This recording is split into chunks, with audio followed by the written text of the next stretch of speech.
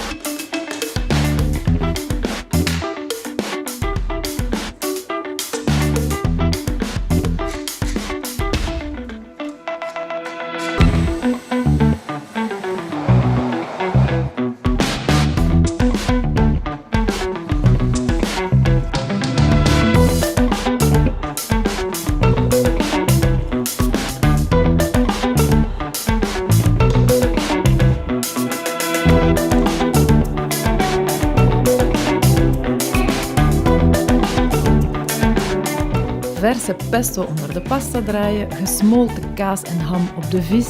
Ja, iedereen content.